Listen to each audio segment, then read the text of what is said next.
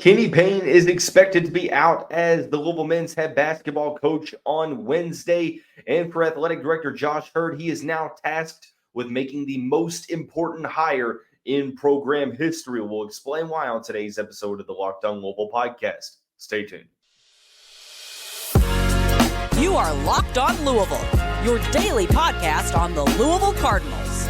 Part of the Locked On Podcast Network, your team every day. Hey, what's going on, everyone? Welcome into another episode of the Locked On Louisville podcast. I'm your host, Dalton Pence. For those who don't know me, this is my third year hosting the show. I am a credential media member for Cardinals Sports Zone. I also do some PA announcing work for the university and various sports. I want to take this time to personally thank you all for making us your first listen of the day. Just a reminder, the Locked On Louisville podcast is free on all streaming services 5 days a week. Your team every day. Multiple national sources are claiming that on Wednesday, Louisville is expected to inform Payne that he is out as the Cardinals men's head basketball coach, and now sparking a very important coaching search for the athletic department. Josh Hurd is tasked with making the most important hire in program history. We'll explain why.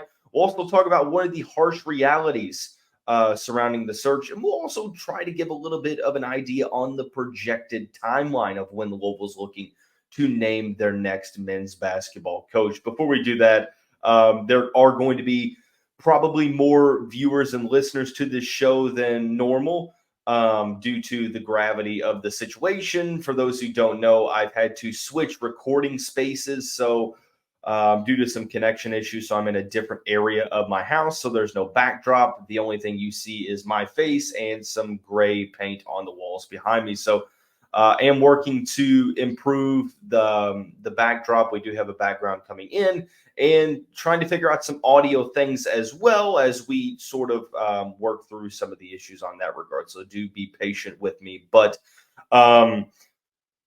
let's talk about it. Truthfully, we all knew this was coming. Payne was not necessarily improving in year two as many Cardinal fans had hoped for. And we got the news late on Tuesday evening. This is being recorded at about 11:30 on Tuesday evening. That Louisville is expected to part ways with Payne when he gets back into town after flying in on Wednesday morning. It's expected that an announcement will be made sometime Wednesday afternoon or Wednesday evening. And this really shouldn't come as a surprise to any. I was originally going to do a segment on explaining how things went so very wrong for this era in Louisville basketball. But, I mean, truthfully, we all saw what happened on the court. I mean, we saw the X's and O's issues. We listened to the press conferences that made the fan bases mad. We saw the recruiting misses. Unfortunately, not much went right in the past 2 years for this program. So I really didn't feel the need to sort of rehash what our grievances were. We all understand why this didn't work. It's time to turn the page and look towards the future. And the gravity of the situation is Josh Hurd is now being tasked with making the most important hire in Louisville Cardinals men's basketball program history. I don't think it's really close. Obviously, if you can tell, I'm a younger guy. I'm 25 years old. I wasn't really, let's call it how it is. I wasn't alive for the 1980s, the historical runs that the Cardinals went on. I wasn't really around for the end of the Denny Crum era. I was very, very young, and I understand that it wasn't the greatest, but they hit a home run with Rick Pitino. But this situation is a little different. For starters, this is the worst 2-year stretch in program history. They had the worst year in program history last year, went 4-28. This season, only winning 8 games. Payne will likely end his Cardinals coaching career at 12 wins and 52 losses. Statistically, one of the worst coaches in collegiate or Power 5 collegiate basketball history. So you have that going. And then before that, you had to deal with numerous scandal after scandal, the Katina Powell situation, the Brian Bowen situation, Chris Mack with Dino Gaudio, three really large stains on this program's reputation. And for that matter, contextually speaking, it is the most important hire because you're in a situation where you're at a risk for a couple of different reasons. It's the most important hire, number one, because of the brand, both from a recruiting standpoint and from a national perception. For number one, I guess we'll probably start with national perception.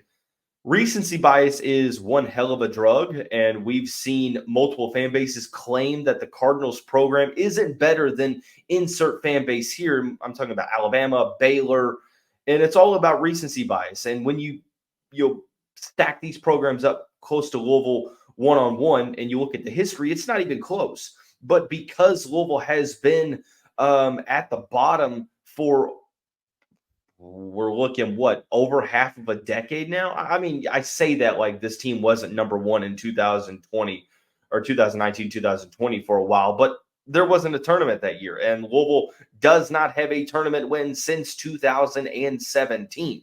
So you are now risking the brand of you're in the eyes of national perception, because if you don't succeed with this hire, you are, I won't necessarily say causing irreversible damage with the program, but it's pretty close in terms of how the rest of the country and the college basketball landscape views this Cardinals program.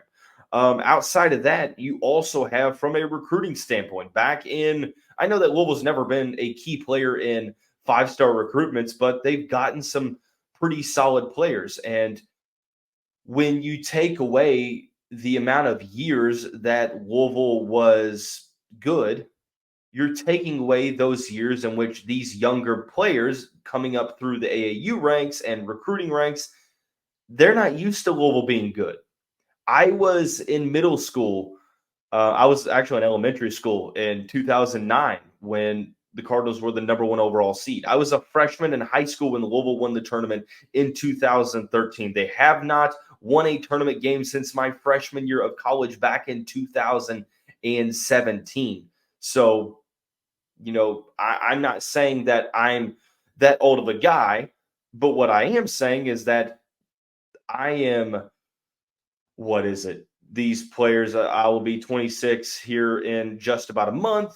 You look at, the ages of these players coming in, 17, 18, that would mean that in 2013, if they're 18 years old in 2024, then you're assuming that 2006, they were less than 10 years old when the Cardinals won the national championship. Not many recruits are used to Louisville being good. So the glory days, as we call them, they're starting to become a memory of the past at the moment, starting to be talked about like the 1980s. And it's critical that we get back to that level of national prominence. Number two is the fan base. One of the reasons why it was almost impossible to grant Kenny Payne a third year was because of the notion that he almost completely lost the fan base. You could tell by the attendance in the Yum Center.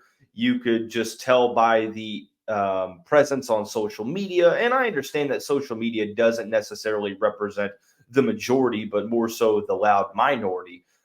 However, I would probably venture to say that one of the lowest annual average attendance records that Louisville has put forth in program history, reasonably speaking, that when the Cardinals basketball program has been elite. They averaged less than 11,000 tickets sold, and almost half of those didn't even show up to the game on average. So you lost that aspect of the fan base, and getting a third year wasn't really going to increase that. I think that making the right hire here is critical because there's a portion of this fan base, a good portion, that's becoming apathetic. Now, when you make this next hire, there's a good chance that automatically, due to the optimism of this fan base, there's going to be a little bit of rejuvenation. They're going to try to convince themselves if they need to. If you go out and get a guy like Scott Drew, there won't be much convincing. But if you have to convince yourselves, there's probably going to be a good portion of the fan base that's going to say, yeah, we'll give them a shot. And if it doesn't work out, you're going to push them more towards apathy. And that's where you really get into a danger zone. When fans go from mad and angry to apathetic and you're losing the fan base, that's key. And a portion of that also is financials. Louisville, really speaking, the downtown portion of Louisville that is around the Yum Center cannot afford the Cardinals to be bad at basketball moving forward. We've seen the economic hit that it has had on this team. Now, I'm not saying that Louisville's going to have sellouts every single night. I mean, before the Kenny Payne era, we were seeing that the attendance records were going down ever since COVID, and he probably a little bit even before that as well. But you have to at least, I'm not saying obviously you would want to knock it out of the park, but even if you hit a double here, a ground rule double, stand-up double with this coaching hire to where you're getting back to the tournament on a perennial basis and you're making a couple deep runs, that is critical for helping the financial side of this aspect from the fan base, because when you start to a lot of these decisions are made from an economic standpoint. If you're not winning, you're not bringing in money, and you're not bringing in money to the city of Louisville downtown. The Cardinals rule this city when they are good. This is a basketball town. So it's the most important hire for a couple different reasons, from an optics level, from brand, from perception, to recruiting, to the fan base, to making sure you don't lose the next generation of fans, to saving the economic, downfall of downtown Louisville to an extent. Obviously, not all of the economic downfall issues can be attributed to Louisville, but it still plays a key role in that. So it's the most important hire, and these next couple weeks are going to be key. This is a career-defining legacy opportunity moment for athletic director Josh Hurd. I have faith that he is going to make the right decision, and I'm excited to see what he has up his sleeve for the next Cardinals head coach. But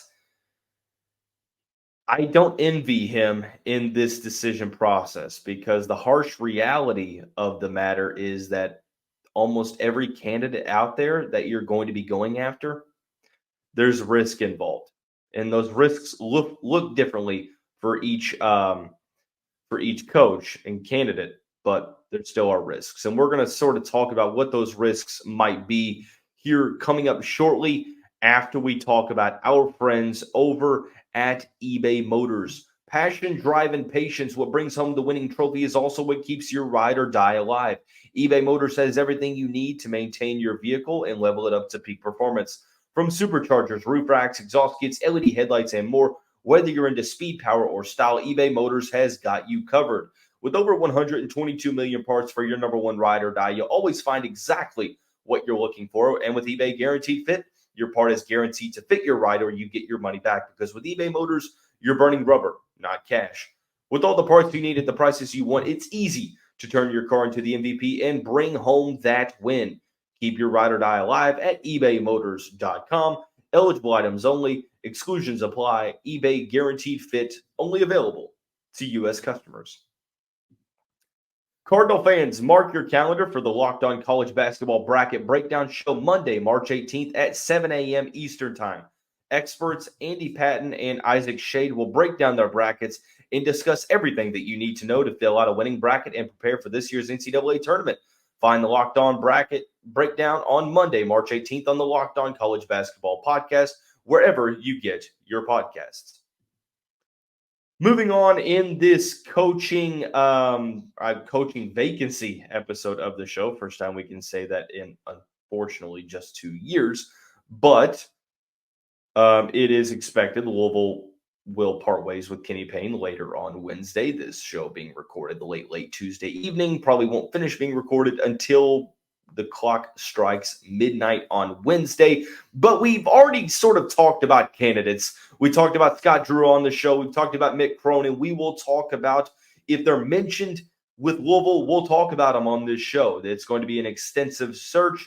It seems to be that way, judging based upon all the reports. Josh Hurd keeping things close to vest. So we'll thoroughly break down a candidate's resume and everything like that.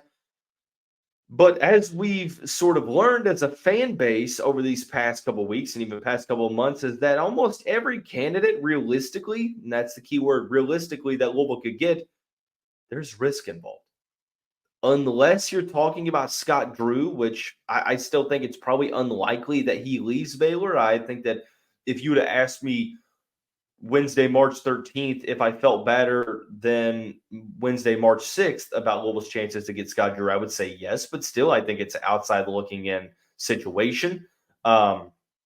If Scott Drew does not come to Louisville, every other candidate realistically that you could go for, there's going to be risk, whether it's recruiting, whether it's projection of X's and O's, whether it's longevity, you name it. The risks look different for every candidate. Like for Will Wade, it is the show cause. It's the NCAA issues. For Eric Musselman and Mick Cronin, it is those guys finishing under 500 this year and not having a ton of momentum. For Nate Oates, it is maybe some off the court stuff regarding the Brandon Miller issue, but I think a lot of people will say, defensively speaking, Oates is not, a guy that brings a lot of excitement, even though he has a great offensive side of the basketball. Chris Beard, the off-the-court issues there. Jerome Tang and some other candidates, lack of success on a substantial level. Jerome Tang and Dusty May, guys that maybe, we're still waiting to see what they do this season in the postseason if they make a run at all. And then Jerome Tang being a little bit older, the age being an issue. And then you have some unproven guys like Josh Schertz from Indiana State, who is a guy who has seen his name rise more and more in these reports and insider circles. There's a couple of names being thrown out there. I mean, hell, even Billy Donovan, and I kind of feel silly for saying this, but if Billy Donovan is indeed a candidate, which I'm not sure if he is, the guy hasn't coached college basketball in almost 2 decades. So what I say all that to say that it's critical that this search be extensive, because unlike in 2018 when 2018, yes, Chris Mack, 2022, it was Kenny Payne. Outside of Scott Drew, who's looking on the outside looking in, I mean, if Scott Drew takes the job, then it doesn't matter. He's going to get it. If he wants it, it's his. But so let's assume the hypothetical that he is going to stay at Baylor. There's no clear cut, hey, this is the guy for the job. Each and every candidate has their issues as to whether or not they can be the guy to lead Louisville back to national prominence. And for Josh Hurd, it's about prioritizing certain qualities that a coach possesses that you feel is more important and that outweighs the drawbacks that could lead you to a national championship. It's all about projection here. Which coach projects to be I'm not necessarily, this kind of sounds bad to say, but I'm not necessarily interested in safe, because safe isn't going to win you national championships. And I understand that you might want to go with safe because you need Louisville to get back to some sort of prominence. And if you go with a risk and it doesn't pan out, then you, at that point, risk, downtown Louisville's financials, the fan base's interest, the national brand, the recruiting perception, you name it. But if we are going to hold true to the notion that this program is a blue blood caliber program, and either it is or it can be, and it's a sleeping giant, because I truly feel like this program is a sleeping giant, then you need to swing for the fences. If you hire a coach or if you're looking at a coach and you don't think realistically that he can get you to a national championship and cut down the net and hang another banner, then if I obviously I'm an armchair AD, then he wouldn't be on my list. I'm swinging for the fences with this hire because the standards of Louisville basketball, perennially competing for a national championship. Tournaments are great, but I'm not interested in bringing a coach into here who's just going to get us into the tournament. I'm interested in bringing a coach here who's going to swing for the fences and get us to that second weekend competing for a Final Four bid with a chance to cut down the net. So that's sort of the harsh reality. That's why I think that this search is going to be more extensive, is because this is a legacy opportunity for Josh Hurd, and he has, a chance at hand to really cement his legacy. And I think that he's going to do so. But the timeline is going to be the thing that interests me the most. And it's not like last time where you had an agreed buyout with Chris Mack and he stepped away before the season ended. You're on sort of a more accelerated timeline. We'll explain why this hire needs to be made in a timely manner here momentarily after we talk about our friends over at FanDuel. Say goodbye to busted brackets because FanDuel lets you bet on every game of the tournament. Whether you're betting on a big upset or a one seed, it's time to go dancing on America's #1 sportsbook. Right now, new customers get $200 in bonus bets if your first $5 bet wins. That's $200 to use on your point spreads, money lines. You can even pick who's going to win it all. Visit FanDuel.com/lockedon and bet on college hoops until they cut down the nets. One final segment for this episode of the Locked On Louisville podcast. The timeline in which Louisville will likely make a hire, I personally think that this isn't going to go beyond the second weekend of April, and I don't think that the Cardinals can afford to let it go that far. For starters, you have to look at this is that Kenny Payne's buyout drops $2 million on April 1st. And Louisville presumably making a move on March 13th tells you everything you need to know about the urgency to make the move. In that saving the $2 million doesn't really triumph over what you could lose by, having to wait to make this move. So making the move quickly shows the urgency, and making the hire. Now, I'm not saying that you have to rush it, but I would imagine that Josh Hurd sort of has an idea of how he wants things to play out. If Scott Drew is, in fact, the #1 candidate, then you're sort of at the mercy of how far Baylor goes, in the tournament. And I think that they obviously have an opportunity to win it all. I mean, they're a fantastic team, and they have a great track record in the tournament the past couple of seasons. But another thing to focus on when you talk about this whole situation is that if you're going for a coach that is in the NCAA tournament, well, you're sort of at their mercy. A coach isn't going to agree to go to a spot until after after they either lose in the tournament or cut down the nets. Now, granted, there might be an unspoken agreement in place underneath the table, and recruits know that, but that's where things get a little bit tricky. The championship game is on, I believe it is on April 8th in Phoenix. Yes, April 8th is the championship game. I think that's sort of the very, very end of when Louisville can make the move, because one thing is now NCAA has shortened the transfer portal rules for college basketball to where you only have 45 days from the end of the regular season to enter the portal. Instead of it being the original 60 days, it's only 45 days. So there is that thing to focus on, and it will not reopen at any point in the off season. Now, I know that tampering happens in the portal as well, so have to assume that it's going to happen everywhere. So that's something to focus on. personally, for me, it depends on who you're going after, because if it's not Scott Drew, you have to look at the other candidates involved. I mean, let's throw a couple names out there for the sake of conversation. Dusty May, Will Wade, Eric Musselman, Mick Cronin, Josh Schertz. Those guys right there all probably aren't projected to make deep tournament runs like Florida Atlantic made this past season.